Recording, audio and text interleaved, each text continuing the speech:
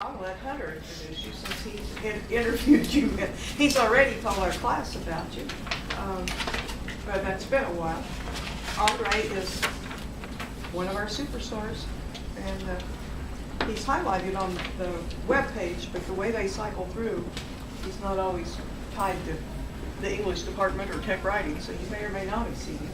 It annoys me that he doesn't pop up when you go to tech writing. But when he left here, he went to IBM, and then went with Lenovo when they sold off their laptop division, and then was spending too much time in China, or too many nights on the phone in China, or whatever, and saw China as being a bigger part of his life than he wanted, and so he wound up going to Lockheed Martin in Orlando, which was really his dream, wasn't it? I mean, I remember seeing you at an SDC conference years before that, and you had your eye on that.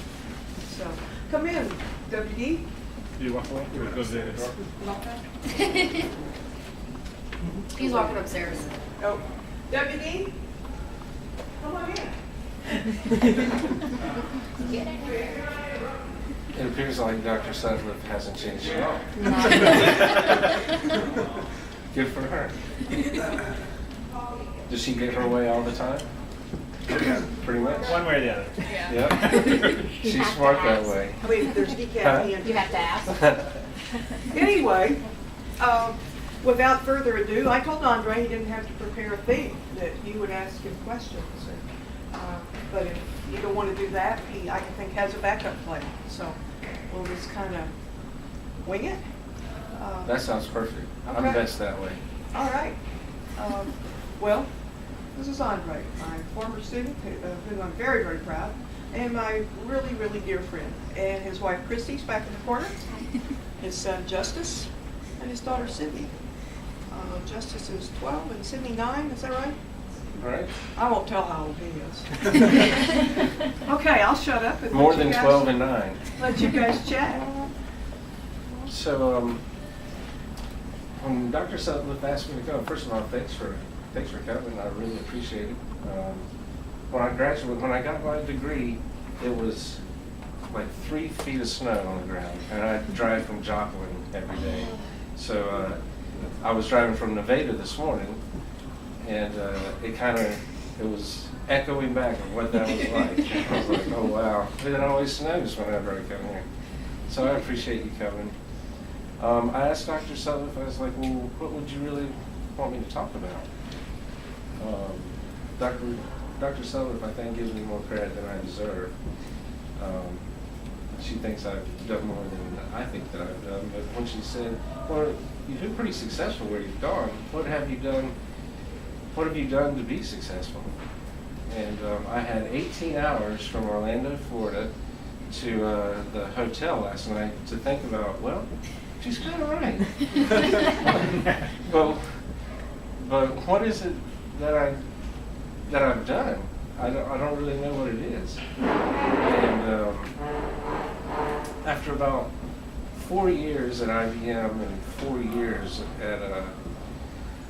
at Lockheed Martin, I guess I was pretty successful at establishing and being the subject matter expert on technical publications for Missile and Fire Control, Lockheed Martin Orlando, and for the Personal Computing Division at IBM. And I was like, well, how did that happen? Both places, when I started thinking about it on the drive, both places it took about 4 years in both places. And once the 4-year mark hit, it was like I was the guy to go to for tech writing. I was like, well, what did I do? I really didn't think about what happened. So I have a proposition. I have 10 slides, or about 13 slides, charts, and I think I can do one chart for each year that I've been working since I graduated here. So that would be like 13, 15 minutes or so. And if you'd like me to do that, I'd be happy to, and then we just sit around and have scones and coffee. I know a few jokes, or if you have some questions, I can answer any questions that you may have. And does that sound like a good way to start? We go super fast. the good news is that we're going to talk about 3 things, and they're super easy to do. I just don't think a lot of people do them. And so I like to take advantage and exploit that. If people aren't going to do them and I can do them and they're easy, then that's what I'm going to do. So I'll share them with you. Once they get your tips, they'll be after your job. But if it takes I'm them 4 hiring. years- That's funny you should say that, because sometimes I share these with people on my team, and they'll look at me like I'm lost my mind, and I'll say, no, don't use this against me. So I titled this, by the way, y'all are so lucky. I knew I wasn't gonna have a projector or anything, so it's all I have great penmanship, ask my wife, my kids, and I can draw really well. So y'all are in for a big treat. This is, and it was about 1 o'clock when I finished last night, so I have no idea what's afterlife like to. So feel free to laugh. You're not going to fit me. I'm probably going to laugh too. But I hope it's helpful. So I titled our little moment together, "May I please get some sizzle with my steak?" Our graduate degree, man. Well, who's in the graduate program and the undergraduate program? Everybody's graduating here? Super. So you know that the program, the curriculum, it's heavy on steak. There's a lot of theory, there's a lot of depth there. And what I noticed when I went to IBM or Lockheed Martin, and I was trying to communicate to upper management or the organization, I was like, this is what we need to be doing. And they weren't hearing that. It was just going right over them, and I was like, wow, what am I doing wrong? So I was telling them all the steak, but I didn't give them any sizzle. I wasn't making technical communication sexy, and that's what needed to happen in order for them to listen to. So there we go. If y'all recognize that as Spider-Man, then so far I'm doing okay. All right. So before we go any further, we're going to talk about 3 things, like I said. And these are tools that I use, and I use them in a serving spirit. And I'm giving or sharing them with you in a serving spirit. They're powerful, and with great power comes great responsibility, right? So, like I tell my kids, we got to make sure that we're wearing the red and blue Spider-Man suit, not the black Spider-Man suit. So, when I'm going through these things, just keep that in mind. We use these tools in a serving spirit. So the 3 things that I did each time, I think, consistently, or I tried to do, was build effective relationships, master my craft, and then connect the whys. Connect the whys. That's the teaser for the end, so you stay with me for these next 18 minutes. Sounds abstract, but it's very simple, very easy to do. Odds are you do it already. So you're all in the graduate program. This doesn't look strange to you, right? 3 reasons why we communicate: inform, instruct, persuade. And the rhetorical appeals: ethos, logos, and pathos.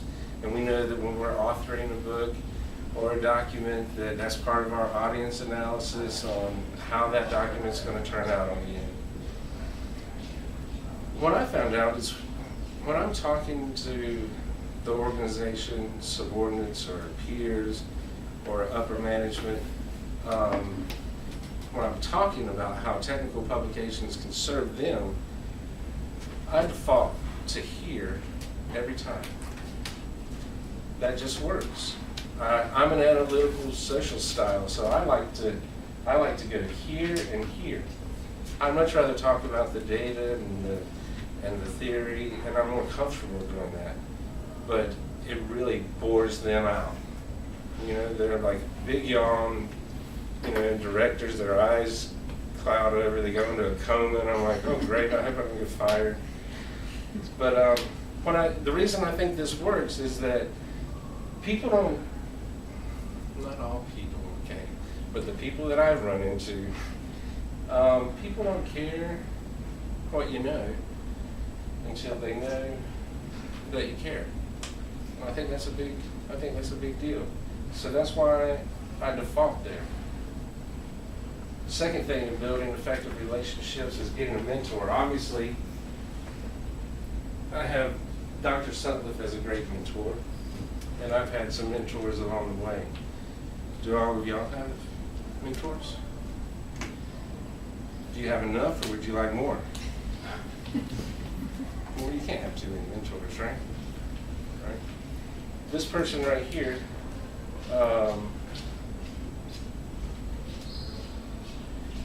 written thousands of books all over the country, all over the world, value of multi-million dollars over the last 15 years or so. And when I came and I told him I was going to talk to you guys, I was like, hey, do you mind if I give him your number? And they're like, no, not at all. So would anybody like this number? Absolutely. Okay.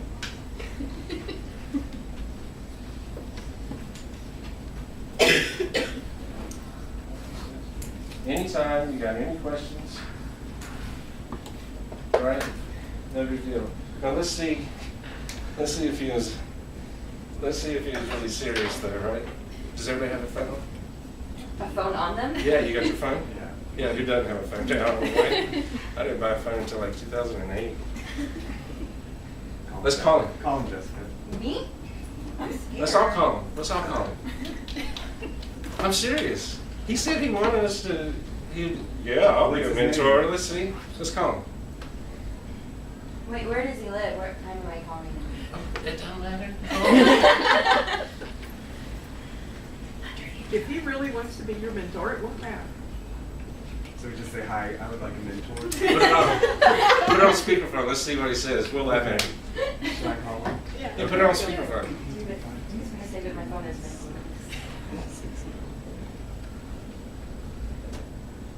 This wasn't. Oh, that's you. It's the one person who has it in their phone already. Is the one who did it. So we're calling you. Okay. Is it calling? We'll try back. You'll make a call back. Sorry. Hunter, I did like you a lot, man, but the part of the joke was my phone's supposed to ring, right? And then I'm gonna go, there you go. Whoops. So, yeah, if y'all would like to talk to me, feel free at any time. If I could be of any help, I would be happy to. I'd love to. And it kind of proves my point. People don't care what you know until they know what you care, or know that you care. That's all about building effective relationships. I think that's all it takes. I really do. The rest is focusing on us, right? If these are all the people that we want to build effective relationships with, and these are the results that we want in our career, the only thing that changes in this formula is you. We're the only thing that can change. People are going to be people. The things we want for our career are the things we want. So the only thing that we can change in this formula is ourselves. So what does that mean? That means focusing, when we get in an opportunity or a situation, focusing on our core competencies, the thing we're really good at, leading with that, managing our weaknesses and try to make them better. I know you can't tell, but I'm a terrible presenter. I hate to present. I really do. I had to go to Toastmasters. I had to take presentation classes. I just dread it. So I have to work on that, right? That's what I do. When we go to the gym, what's the first thing that I like to go to? I'm going to get arms and shoulders. Arms, shoulders, and back. Is that the thing I need to work on the most? Hurry, someone say something before my dear compassionate wife goes, no, you need to be working on your abs. Yeah, but that's uncomfortable for me. I'm not good at that. I don't want to do that. But I need to do that, right? So, what else? Maximizing our core competencies, growing our weaknesses. Oh yeah, this kind of reminds me, every year my wife puts a quote in our kids' yearbook, and it says, "Hard work beats talent when talent don't work hard." And I think that means a lot. I think that sums this up right here. We need to work on ourselves. And if we work hard, we can beat those that are more talented than us. Yeah, I kind of wish I wouldn't have drawn that one out. So we're talking about work ethic, hard, working hard, work ethic. I like Abraham Lincoln, and I like it for two ways. Because I had a lot of manual jobs. I was a landscaper, I was a housekeeper, a lot of physical labor. So I think I have a blue collar type of work ethic mentality. And that serves me for the first 2 years. Remember I said it took about 4 years to establish myself as an expert. And that serves me in the first 2 years of a new job. Because I think that if I hammer more 2x4s together, or if I wash more cars, or if I sew more pockets on blue jeans than the next person, then I'm outperforming them. And that's I'm going, hey, I'm better than you. You know what I mean? From a performance standpoint in a workplace. But that was only half the story, and I wasn't getting that for a lot of years. I just didn't understand that. That was the only message I was sending, is that I can produce. And that's kind of why I like Abraham Lincoln's style. I think he had a good blue-collar work ethic, but he also was productive and produced as a leader. And what I learned was I needed to demonstrate that I could do both of those. So I started concentrating on that. Let me give you an example. WD, how many emails do you get in a day? 500. 500. It's between 100 and 500? Many screens full, I don't know. Right? Yeah, people always ask, have you seen my email? I'll say, yeah, I saw it. Right. Do you mind if I take 30 seconds real fast? If you wanted to add a class to your portfolio on writing for the Department of Defense industry, and if you wanted to do it virtually with a professor online and build that kind of aspect in your department, if I could be of any help, if I could be the one you choose, feel free to call me.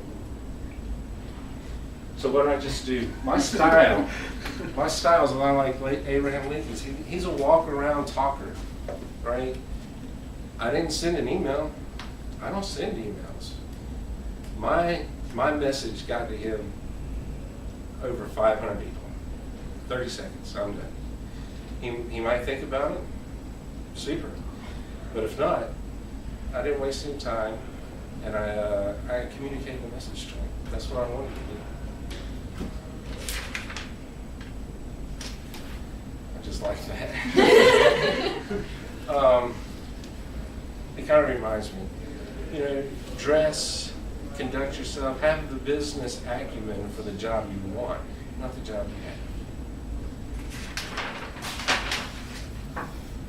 These are supposed to be people in tug of war. Okay, so if that made it, then that's good. Man, as technical writers, we have to negotiate with everybody. We have to negotiate with engineers, test engineers, software engineers, program management, HR, executives, directors, VPs, the customer. We're negotiating with everybody. And in this tug of war, if at any time there feels like there's a tension or struggle, then we're not doing good jobs as technical writers, as technical communicators. They should never know, or in my opinion, I try for them never to know or feel that a negotiation is going on. I'm serving them, right?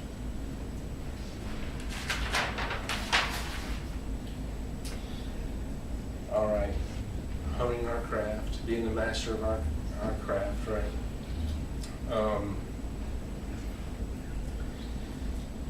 So back to work ethic. producing, and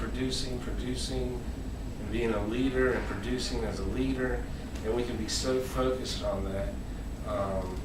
I've heard it said that we can be too busy chopping wood to stop and sharpen the axe.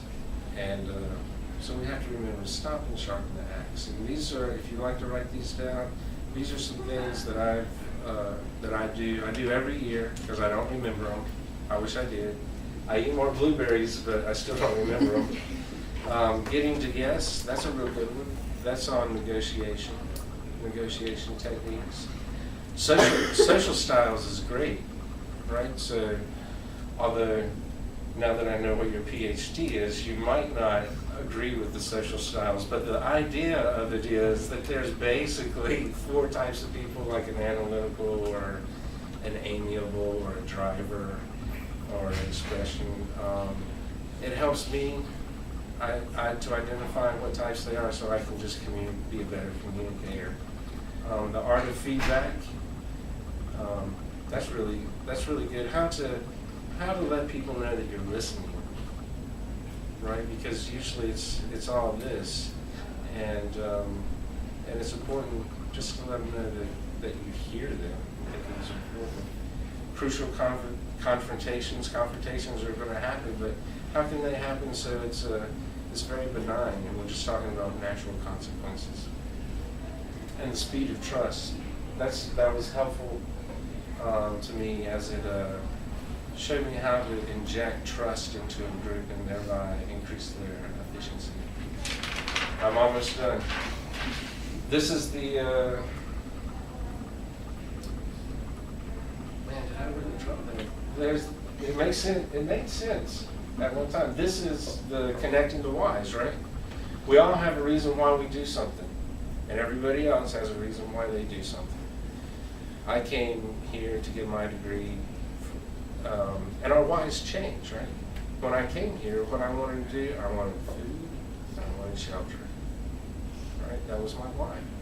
And after I got that, now I wanted a family, a sense of belonging. And after I got that, my whys changed and changed. Now I think it's, I don't know, maybe like self-actualization or something like that. Other people have their whys. So if we take building our effective relationships and all these things that we've done to make ourselves better, I think connecting those whys, how our core competencies can serve them, I think that's very powerful. Let me give you an example.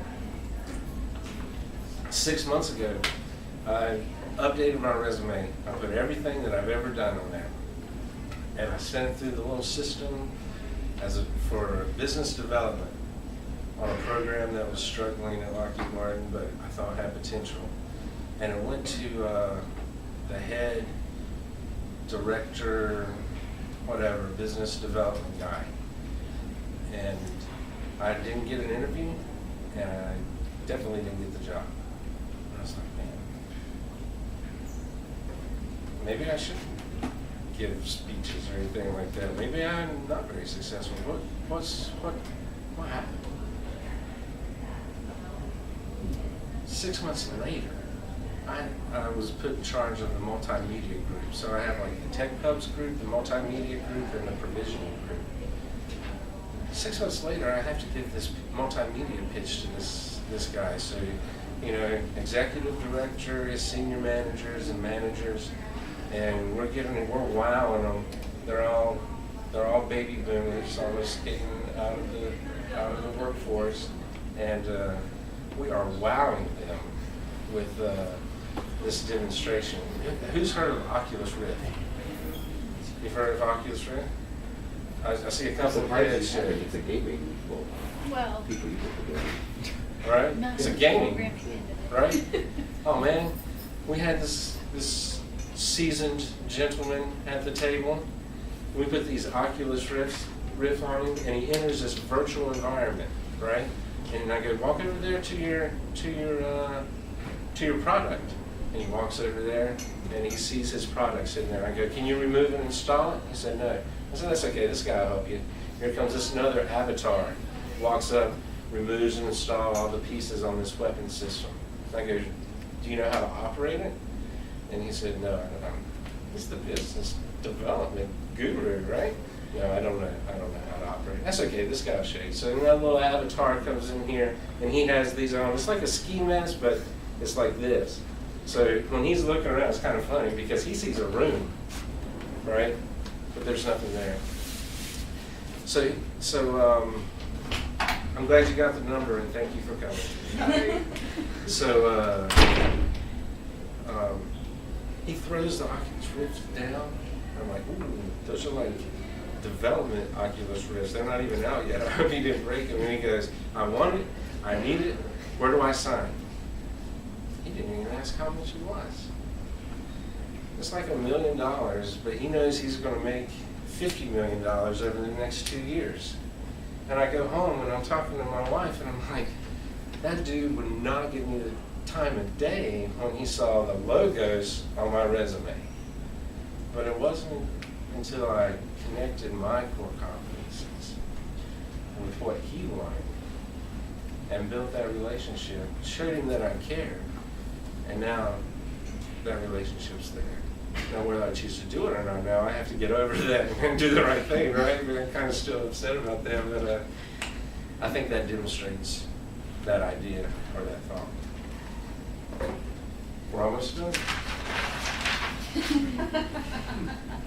This is to remind me of a few things. One, it means so much to come back and share and give back to really what gave to me. I'm thinking of the Goodwill Hunting movie where he says, you know, you pay too much for an education that you could have spent, you know, whatever at the public library. And, you know, this place was like the public library to me, and then I could get out of it as much as I put into it, and it was very, very helpful in that regard. So I'm very thankful. Thank you for having me. I hope you have a good Thanksgiving. And these 3 things, they're easy. I didn't tell you anything that you can't do. It's just other people don't do it. So that's what makes the difference. And when they don't do it, this especially reminds me of something else too. Oh yeah, another little quote. It's easy to soar when you're flying with turkeys. Right? It's easy.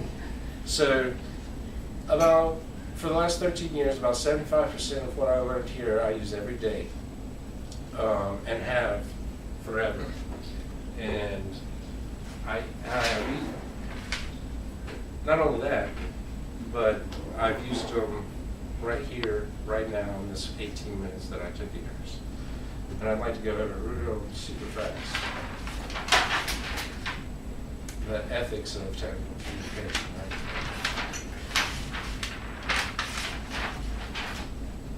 Gestalt principles, right? Right?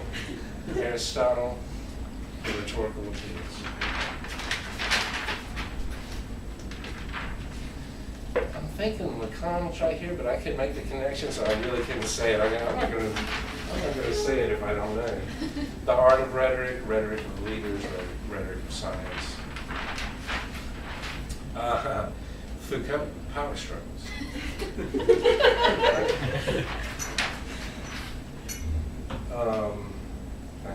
Bakhtin, heteroglossia.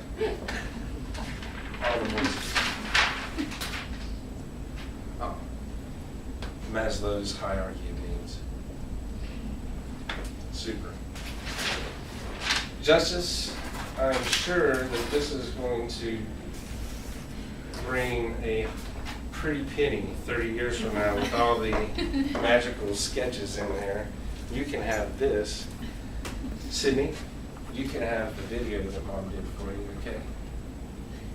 And that brings me to my last and closing point. Could I have done that in HTML? Absolutely, I've done that. Could I have done it in SGML using FrameMaker? Absolutely, could have done that. WordPad, Word, could have done that. Could I have used Arbortext Editor and written in a Darwin information typing architecture and put in a content management system, absolutely could have done that. Could I have written S1000D data modules for the Department of Defense and stored them in a common source database? For sure, could have done that. Could I have used IsoDraw, InDesign, PowerPoint, Corel, Photoshop, After Effects to give you better drawings than you had to suffer through today? Absolutely, I could have done that. I didn't have to. That's how we deliver the steak, right? That's not the steak. I could have, how we deliver the steak is different now than it was 40 years ago or what it will be 40 years from now. And I knew my audience. He gets the hard copy. She gets the video. I did that on purpose. It was an audience analysis. I know this. I know she's a girl and struggling. She'll have to struggle more to be a leader. So I want her to have the audio and the text. I want her to hear it all. And I wanted to separate it so, you know, a long time from now, if they had to get together and go, hey, you get the video and I get the text, and they start building their relationship stronger. So I think I'm going to cry. Thank you very much for having me. I hope that helped.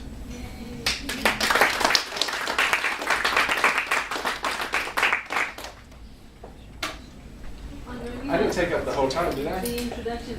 Tell us, can you tell us again your job? That's what you do now? Absolutely. When I was hired in 2008, I was hired as a technical writer for one program at Missile and Fire Control Orlando, and now I supervise. All the technical writers at Missile and Fire Control Orlando, having written their design assurance process on how all publications should be written there. And I just recently was given the multimedia department, as well as it's called LSAR, Logistics Support Analysis Group. So I supervise those three groups. Did you see the email she sent out? I didn't. She called you a rock star. He really is a Yeah, rock that's what star I'm saying. in He's a another rock way, star. too. Yeah. Oh, you didn't say something. She's too kind. Oh. She is. Now the Abraham Lincoln that you missed up there, that picture was a rock star. Oh, you saw Abraham Lincoln? That was a rock star. Yeah. The swag hat. Yeah. When you're ready to get that swag. Swagger. What was? Swagger. I think swag. You tell me. Maybe I don't know. Did I use it correctly? You did, but you could also swagger about your swag. So using it so confidently. Yes, you used it. Was that helpful? Yeah. Was it? Good. Are you just saying that because you don't have to go to class tomorrow? No. Because that's what I would do. I'd be like, yeah, good. You've seen the weather outside. Would we not have been here if we didn't want to be? Yeah, that's true. So is there anything, do you have any questions or any concerns, comments? So, what you do so much technical stuff, and they can't teach us everything here. What can we do to like show people that we could learn to do, to like use software that we don't know how to use, or intense style manuals, or everything you work with? A great question. I would argue that they do teach you everything you need to learn. When I went to IBM at the personal computer division, I owned a computer for 1 year. My wife knew how to use it better than I do. She still knows how to use it better than I do. And in 3 years from now, I was writing user manuals for the head IT guy at Kodak and GE.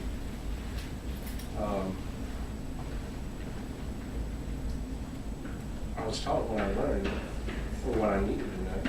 I just had to do it. And when it comes to the tools, it was focusing on my weaknesses, right? Finding opportunities to do that. Most everything has a 30-day free trial to it. I mean, nowadays. And you can get a lot accomplished in 30 days if you want to. So, and there's YouTube, there's a lot of ways to figure stuff out. I took the back seat out of my Mustang convertible in like 2 seconds. I don't do stuff like that. Okay?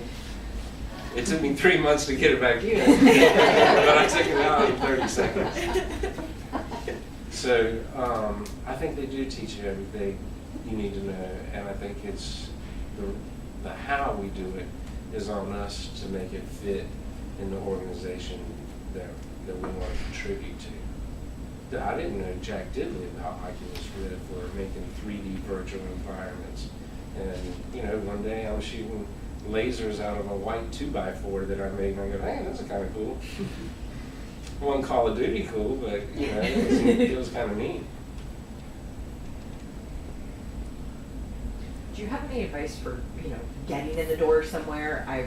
I understand how to apply all of your advice once you're in an organization, but I was curious, we're not heading into exactly the greatest labor market ever.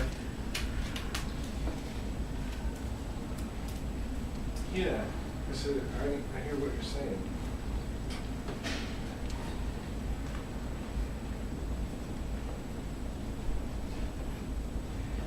I think or at least what I tried to communicate today, is that we can use those in everything we do. And we don't have to be technical communicators to use those.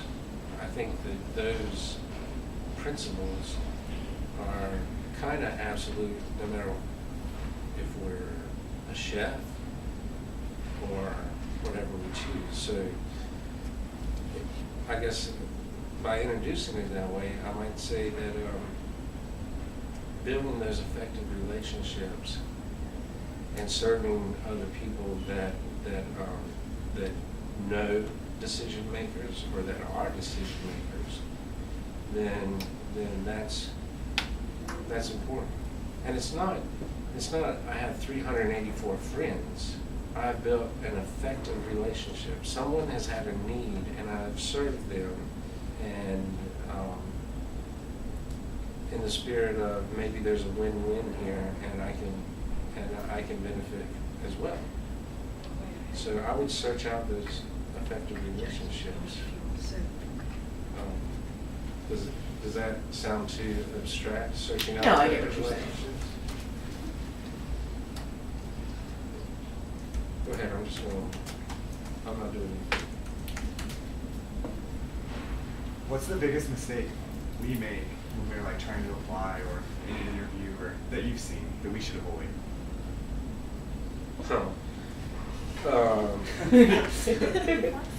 They never get by. A lot of times they don't get by HR, right? HR. I mean, are there anybody who represent HR here? I did for several years at a software company. All right. So, do you have like emotional feelings that are positive toward this place? Oh. Not really? Yeah. Yeah, you do? Toward HR? Yeah. It's, No. It's Super. hard. It's hard. Honestly, if I could be really candid, HR, come on. Who are they to look at these resumes? They're filling, you need a janitor, okay, there's a janitor job, a facilities job. You need a president, here's a president's job. And they're just reading what was put and what you put. So if you're not matching what was put in the job description, then odds are it's not going to get through there. Even if you go, you know what, I really haven't performed cold fusion, right? But I know about what it is, and I can somehow say that I know about it, or I have a learning orientation toward cold fusion. I'm going to mention cold fusion in my resume, right? So HR knows to get it across. The other thing, and I'm glad you brought this up, the other thing is a mistake that I made, is that there's an interview process called STAR, right, where they give you a scenario and you tell them about what you did and the actions behind it and the results of that. And I told you I have a blue collar work ethic. I think that if I build more houses than you, then I'm good. So when I went into the interview, I didn't know about the STAR method. So there, go look up the STAR method and know what that, because you don't want to be surprised by that. And they told me what the STAR method was. This is for Lockheed Martin, and I flew down. And they go, we're going to ask you about a scenario. We want to tell you about what you want. We want to know what you did. Tell us about what you did, the actions and the results of those actions. And all of a sudden I was like, oh my gosh, I've been a worker bee for 5 years. All of my answers are going to reflect that I'm a worker bee. I don't mind being a worker bee, but that's not my why at the end, right? I want to do more than that. So I'm like, how am I going to do this? Because all the things I tell them is going to reflect of my past, and I need to reflect what I want my future to be. I didn't do that at IBM, but I did do that at Lockheed Martin in that circle. So like, can you name me a time when you were behind schedule? No. And they go, no, a time when you're behind schedule and tell me that actually, I'm sorry, I can't. And they were getting like upset. And I was like, I wish I could. I know what you're asking. I've never missed a schedule. I don't know what to tell you. I've been writing at a newspaper. I've been writing since 1998. I've never missed anything, and I just don't miss them. That's one thing I don't fail at. Name something else, and I'll tell you what I did and what the results were. But you can't touch that because I don't miss schedules. And I think that kind of turned the interview to my favor. It was I didn't have anything to lose either. You have to admit that. If I had something to lose, I don't know if I would have had the confidence to do that. But I didn't, and I wasn't just going to go and do what I could do anywhere else. So I needed to communicate that. And luckily it worked in my favor. Did I answer your question? Oh, yeah.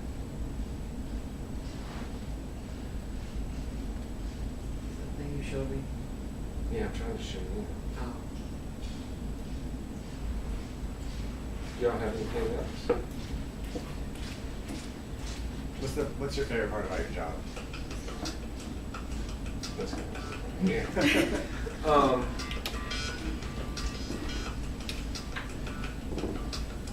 Not much of it. The favorite part of my job is I get to help other people that aren't as experienced as me serve the customer and serve the organization in a way that grows them, and that makes for a really strong team. And I just like helping. I like growing people that way, and that makes me feel good inside. And I always say in the job that I have, I don't think that I make war. I think that I make veterans, and people come home alive. So it just is a good feeling. I was curious, you mentioned, several different groups that you oversee. How those seemed like they might be rather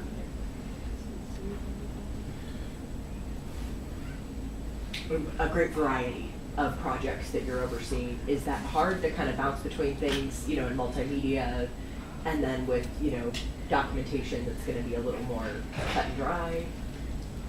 Are those solid different teams, or a little more fluid? Those are solid different teams. At any given time, I'm managing probably 40 different contracts, and I got on this one team of about 8 people. They crank out 72 books a year. They are jamming. How long are those books? They vary.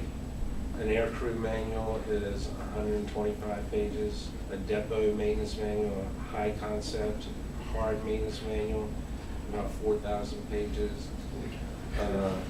A flight line, remove and install, 600 pages. Troubleshooting, theory of operation. You know, so they vary. But I can tell you that out of those 72 books, I knew this. I just had my performance review, so I know how many we did. It's tens of thousands of pages a year. But they single source a lot too. So I have, for this one program, for F-15, F-16, F-18, A-10, B-1, B-52, I reuse probably 75% of the data.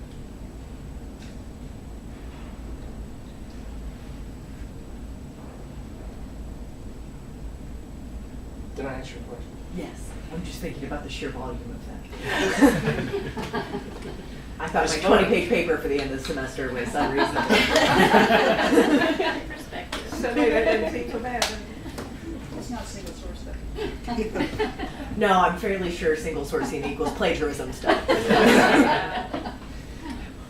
It's funny you should say that. I used a lot of my papers to make my thesis.